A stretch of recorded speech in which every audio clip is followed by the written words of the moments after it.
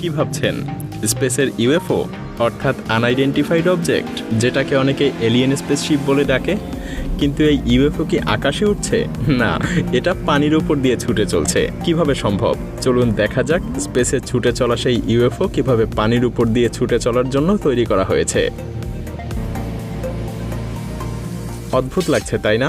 এত গুরুত্বপূর্ণ একটা জিনিস কিভাবে এই ছোট্ট গ্যারেজে তৈরি হবে? হ্যাঁ, কারণ এটা ছিল হোমমেড, মানে হাতে তৈরি। তবে এই ইউএফওটা তৈরি করার জন্য প্রথমে এর সঠিক মাপ নিতে হয়। এরপর এর ফ্রেম তৈরি করার জন্য স্টিলের কিছু অংশ কেটে বিশেষভাবে তৈরি করা হয়। আর এখানেই শুরু হয় অবিশ্বাস্য একটা ধাপ।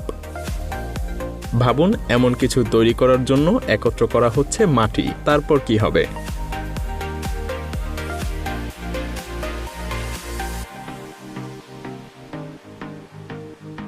ও আচ্ছা, এই ব্যক্তি মূলত ইউএফওর শেপ তৈরি করতে চেয়েছিল। এরপর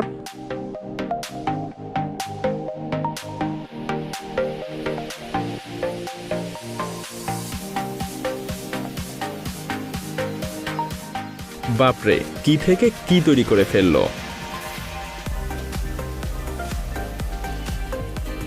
তেমন কিছু না, রঙিন আঠা লাগাতে হচ্ছে ফোম লাগানোর জন্য। ফোম লাগানোর পরে তৈরি করতে হবে ফ্রেম।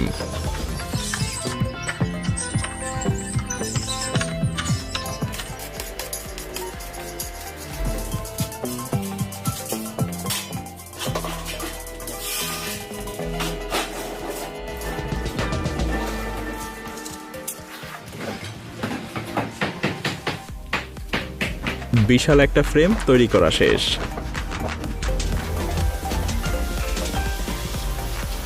অনেক ঘষা মাজার পর বিভিন্ন ডিজাইন লাগানো হবে।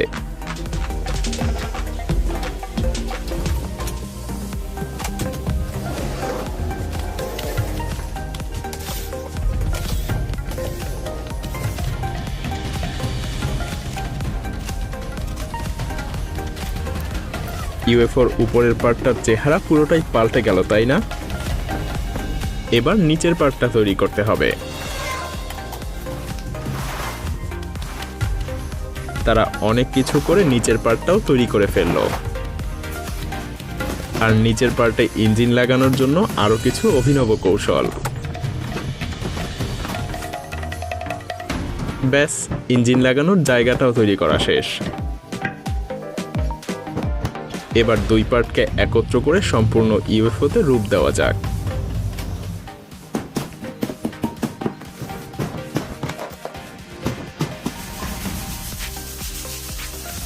এবার ইঞ্জিনটার কাজটাও শেষ করা যাক, সেই সঙ্গে বসার জায়গা এবং অভ্যন্তরীণ সবকিছু।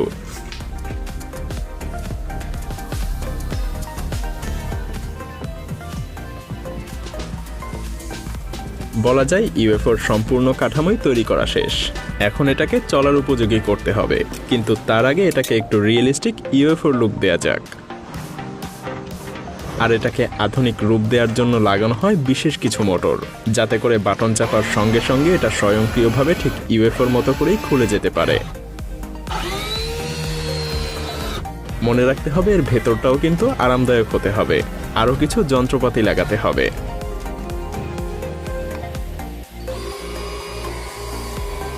হ্যাঁ, বলতে পারেন এটা এবার স্পেসে না হলেও পানিতে চলার জন্য প্রস্তুত। এবার এটাকে পানিতে ভাসানো যাক।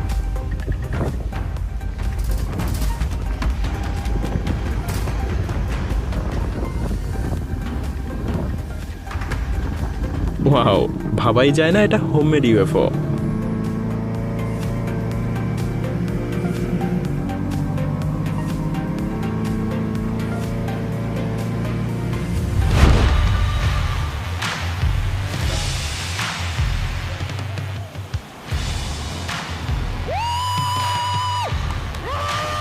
একটু অপেক্ষা করুন, কিছুক্ষণ পরেই এটা নিয়ে হাজির হচ্ছি। তবে এবার চলুন দেখা যাক এই অক্টোপাস বোট। আগের ইউএফও বোর্ডটা যে ছেলেটা তৈরি করেছিল, এটাও সেই একই ছেলে তৈরি করেছে। দূর থেকে দেখে মনে হতে পারে হয়তো কোনো ইলেকট্রিক অক্টোপাস বোট রাইড করছে। বেশ ইন্টারেস্টিং, তাই না? তাহলে চলুন এই ইন্টারেস্টিং জিনিসটা কিভাবে পরিত্যক্ত ইঞ্জিন এবং পুরনো সরঞ্জামাদি দিয়ে তৈরি করা হয়েছিল সেটা দেখা যাক। এই অক্টোপাস বোট তৈরি করতে প্রথমে বহু বছরের পুরনো এবং পরিত্যক্ত একটা ইঞ্জিনকে আগে রিস্টোর করতে হবে, তবে এই প্রসেসটা কিন্তু দেখার মতো।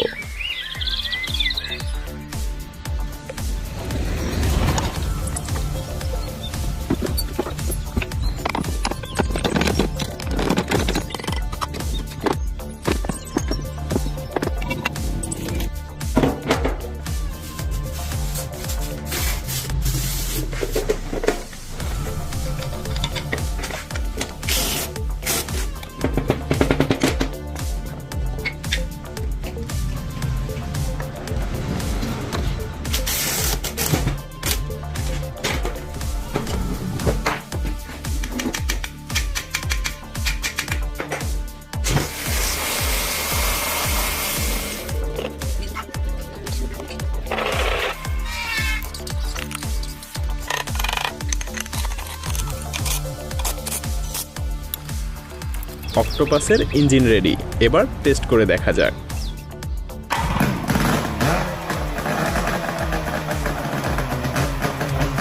বাহ, দারুণ।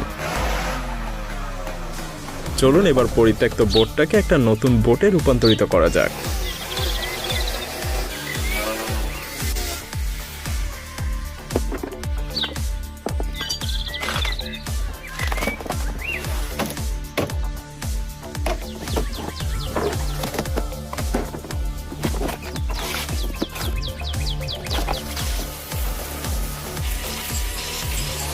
বোট রেডি, এবার এই বোটে দুইটা ইঞ্জিন সেট করতে হবে। আর এই ইঞ্জিন সেট আপ করার পরেই সেই অক্টোপাসটার হাত পা বানাতে হবে। চলুন সেটা তৈরি করা যাক। এটাও কিন্তু কিছু পরিত্যক্ত যন্ত্রপাতি দিয়েই তৈরি করা হবে।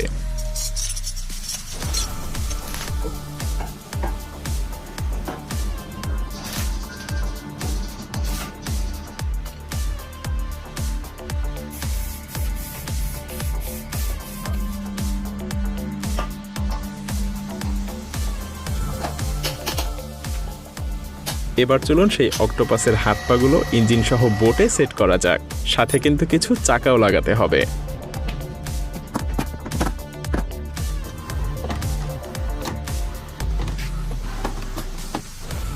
বাহ, একদম প্রস্তুত।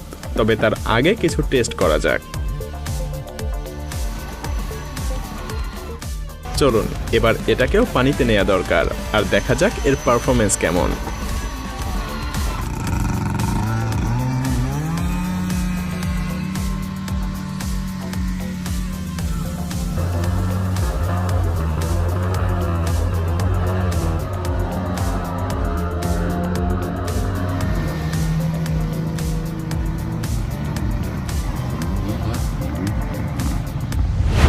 না, এটা হোমমেড তৈরি না। এই হেক্সাপড প্রফেশনালভাবে গ্যারেজেই তৈরি করা হয়েছে।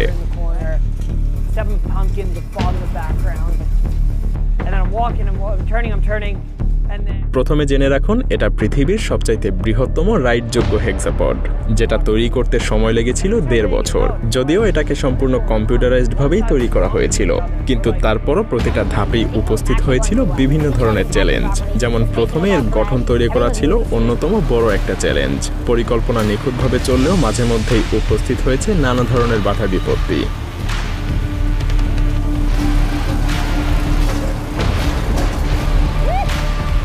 এটা এমন একটা মেশিন যেটা দিয়ে বিভিন্ন ধরনের কাজ করা যায়। হাঁটা চলার কাজ থেকে শুরু করে এক্সকিউভেটরের কাজ পর্যন্ত।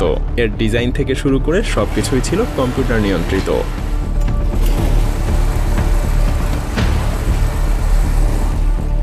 মেশিনটা প্রস্তুতির দিকে প্রায় ইঞ্জিন গরম হয়ে যেত, তাই নিয়ে আসা হয়েছিল এই সেন্সর। আর সবথেকে কঠিন হয়ে দাঁড়িয়েছিল হাইড্রোলিক সিস্টেম।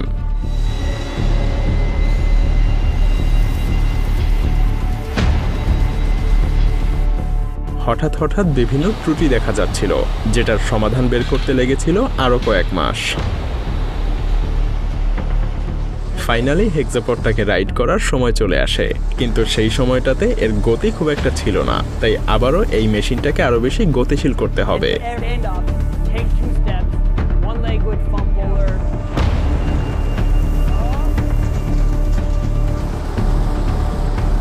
চলে যায় আরও কয়েক মাস।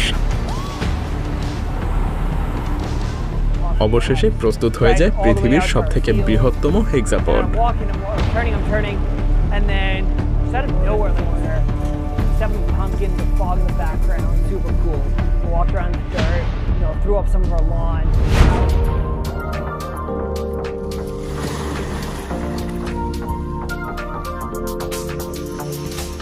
কি ভাবছেন, কি এক আশ্চর্য উভচরযান, তাই না?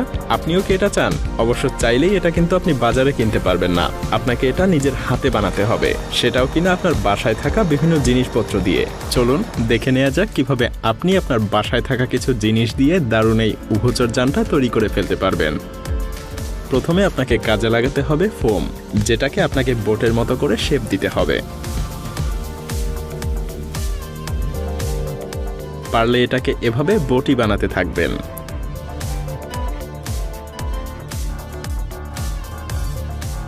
পরবর্তী স্টেপটা কিভাবে পরিত্যক্ত পাইপ দিয়ে নিজে করে ফেলতে পারবেন সেটাও দেখে নিন।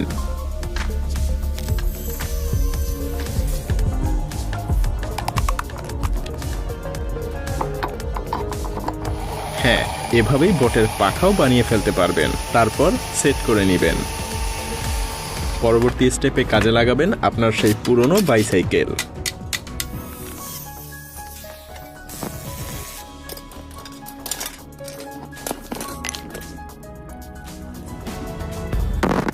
তবে এখানে হাইড্রোলিক সিস্টেমের জন্য বেশ বেগ পেতে হয়। তারপর সাইকেল দিয়ে তৈরি সেই হাইড্রোলিক সিস্টেম আপনার সেই বোর্ডের সাথে যোগ করে নিন।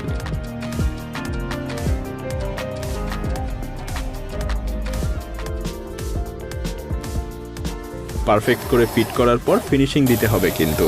এবার হাইড্রোলিক সিস্টেমটা লাগিয়ে টেস্ট করে নিন। তবে হ্যাঁ, মনে রাখবেন এখানে আপনার একটা পাওয়ারফুল ব্যাটারি থাকতে হবে।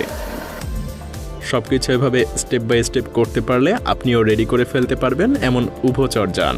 কি ভাবছেন, আপনিও এর কোনোটা বানাবেন নাকি?